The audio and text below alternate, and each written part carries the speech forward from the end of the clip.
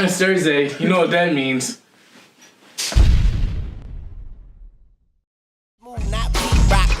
And my money on etc. 3 dots. Me and Mark here. Vic is out getting some toto. So we're gonna talk to y'all about God of War. Mark, what do you think of the new God of War game that came out last month? Nice that you would ask me, Quinn, because I just finished the game and 100% completed it, and I was like, wow, so much crazy shit. Like, you know, I was like, damn, I didn't think it was gonna be that crazy, but then it was that crazy. And now I'm like, yo, it's gonna get even crazier. So, people, let's just tell you how the game went. Quinn, you can start off. So, if you play God of War, you know that Kratos is one bad motherfucker. But, Wait. Spoiler alert, if y'all didn't play. Yeah, if you ain't play the game, I suggest you watch like some walkthroughs first. Or you slow down and you just don't look at this video. But come back to it. Or like when you go watch like another etc. video, because we need the views, thank you. So, if you play God of War, you know Kratos is one bad motherfucker. But, in the God of War new series, that hopefully they make a trilogy, he is not the bad motherfucker that we once knew. He still is, a little bit. But we get to see the softer side of Kratos, because before the older Kratos was more like, fuck you gods, and then this one's like, Atreus. And who is this Atreus? Well, nice that you ask. This little nigga. He's a little motherfucking son, Atreus.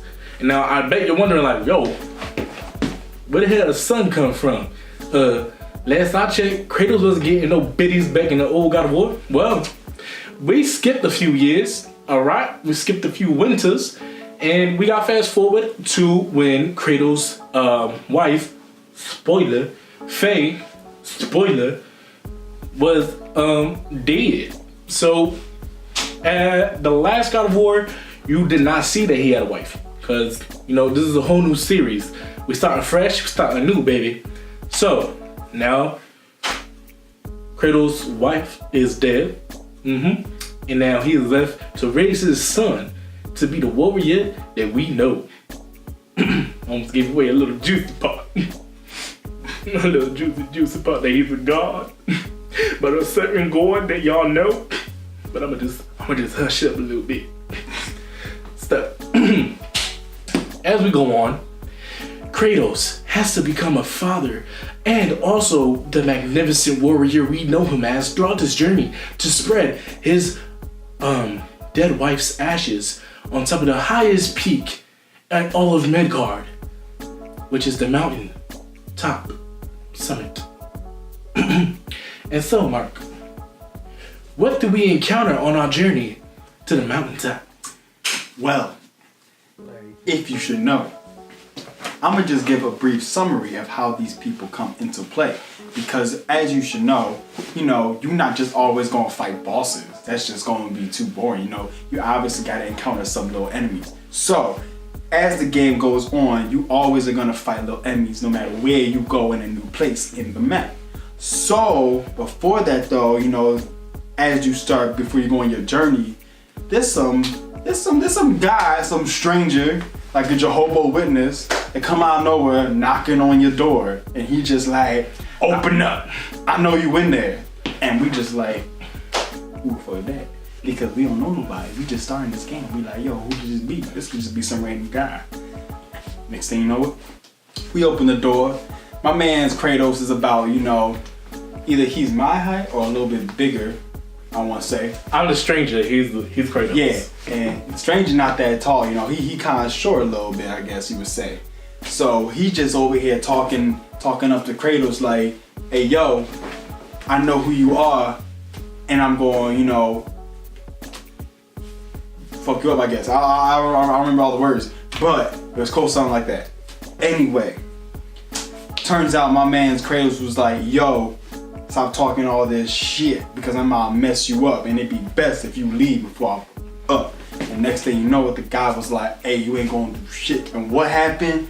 My man straight rocked him right across his face. Kratos took that hit right to the face and was like, oh, I know you didn't just do that. And then next thing you know it, Kratos was like, I'm gonna knock you out. So then he goes and punches the mess out of the stranger boy, and he's just like, oh, next thing you know, now it's my turn again. And he just goes and uppercuts the mess out of Kratos. He starts flying the fuck back there. I'm just like, shit.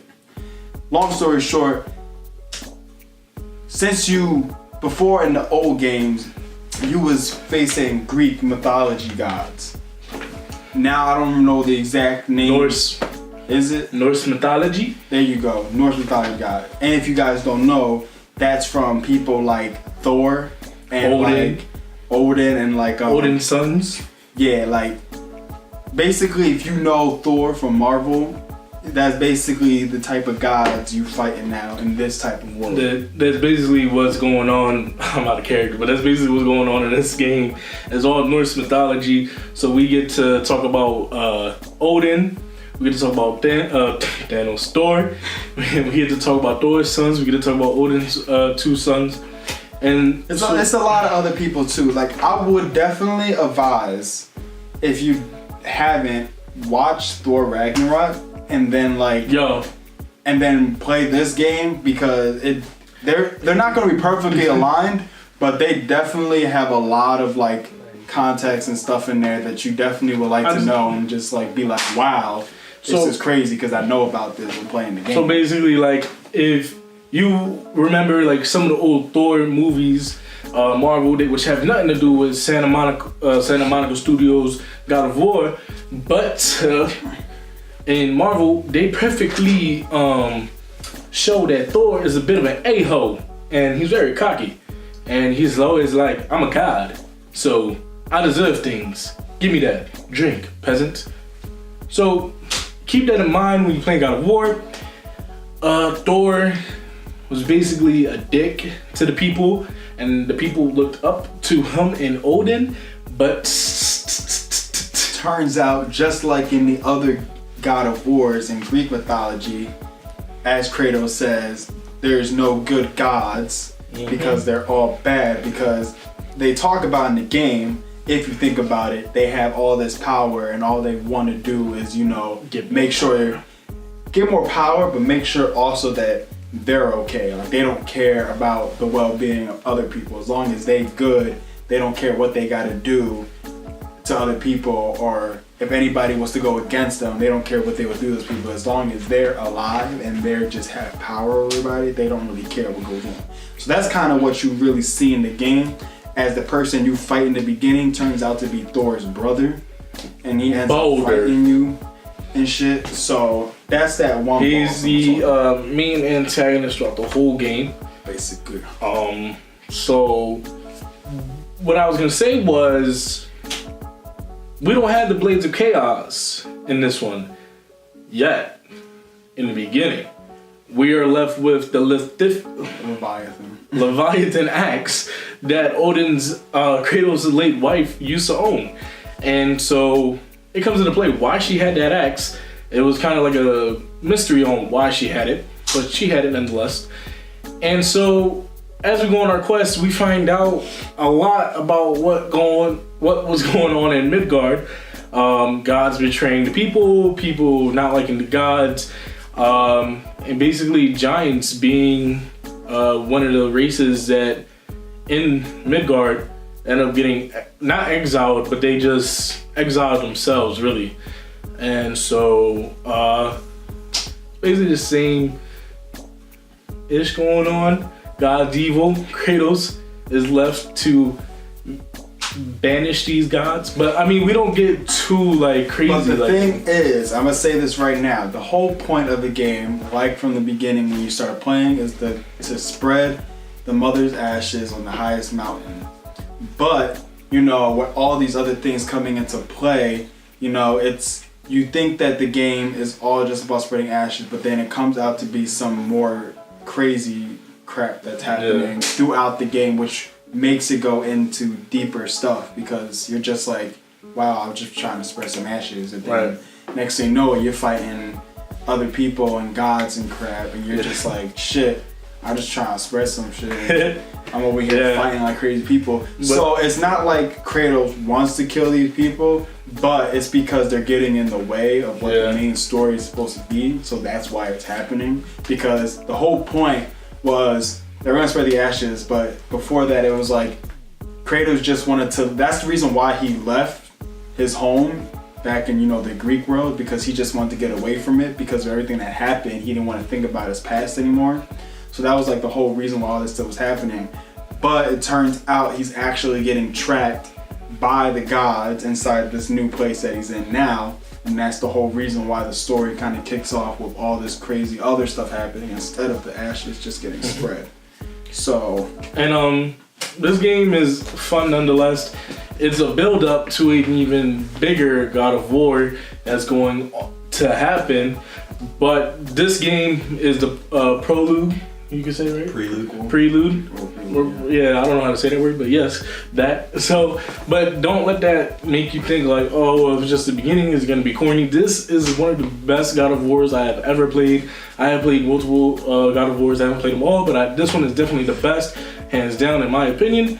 Yeah, I'm gonna just give you a breakdown a little bit of just how it is, like how the gameplay is. So if you play recent ones, you know that the camera view of the God of Wars are really far back. Now this new God of War has, it's still third person, but the camera view takes you way far back on how you fight people. And the way this game is kind of taking you into a step of, if you play Uncharted, it's kind of just like that. If you play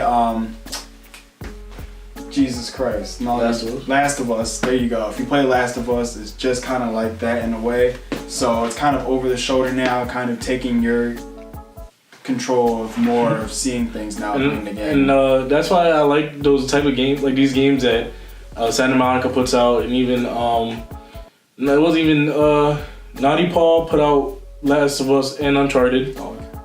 Naughty Dog, sorry, I thought I'm fucking up. I'm sorry. Please sponsor us. Naughty Dog put out Uncharted and The Last of Us. They didn't have anything to do with God of War, I don't think. But it was along the lines relative to those games, and it's so good. God of War being a never cut camera, it was so amazing how the camera literally follows you all the time, and the only time it cuts is if you die. You know what I mean?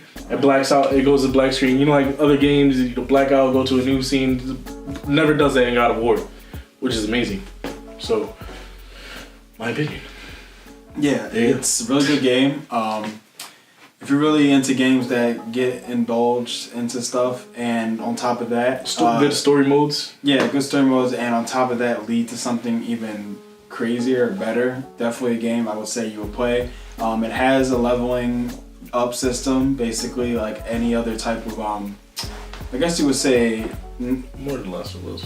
Like, I mean, yeah, but I mean you get to choose, like, because if you play Dark Souls, it's kind of stretch. I don't think a lot of people play it.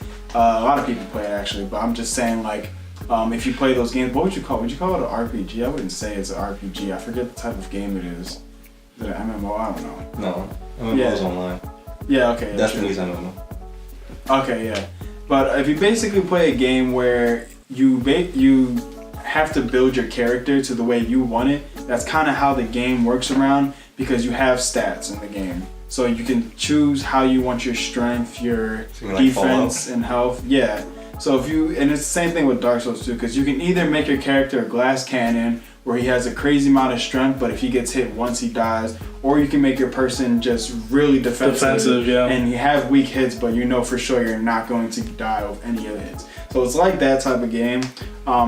Has a great story, like I said, has stats. So if you're into that kind of game, definitely I would say buy it and play it. Definitely worth the $60. I pre-ordered it and bought it the next week it came out, and then it was definitely worth my $60.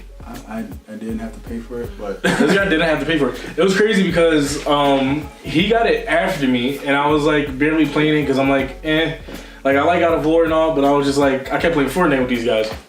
But then he started playing, got past me, and I was like, fuck no. So I played when he was on the cruise, which was a week or two, right? it was like 2 basically. Yeah, I played that whole time he was gone. He gets back a day and passes me. I was like, what the fuck? I don't know, it's crazy, but the game's fun though. But yeah, fun game, like I said. really goes into a lot of deep stuff. It also brings stuff back from the old God of War 2. So it is a new story. It is definitely a new story, but it doesn't just forget about stuff from the past. Like it definitely has some type of continuation and backstory. They like you run into people who know who you are. They call you the Ghost of Sparta and all that good stuff. And then there's a appearance by Zeus. But I know you guys are really like, what? Zeus is dead. There's a reason why you see Zeus. It's not really Zeus. So yeah, if you watch Thor or if you haven't watched it, you go into these different realms. There's 9 realms, so you definitely explore. I'm gonna just leave it at that. So you go definitely explore different places, not just you stay in one place. Definitely. Also, last thing, it's also open, basically open world. So you have a lot to explore. Trust me, it's gonna be one of the best God of Wars ever, and you gotta just play it to see, like, get the experience. So I give it 2 Mimir's eyes out of 2. Okay, I'm gonna just say it's like a 9. I'm gonna just say how IGN rates their games. So yeah. So that's gonna wrap this up on God of War, how we do it. I'm gonna just let you guys know y'all can find me at Instagram and Twitter at MarkyMark. Quinn, where can they find you? I was gonna swat it. You can find me on Instagram at QEtc, on Twitter at QEtc. They're trying to kill me. They were looking at each other this whole time, like, get Mark out. This is our chance. This is what they do. You suck. Say that shit. You already see. You let yourself. Yeah. I didn't even know. Okay. Yep. That's it. See Bye. you guys Have a wonderful later. time. Deuces. Hi, I'm Paul.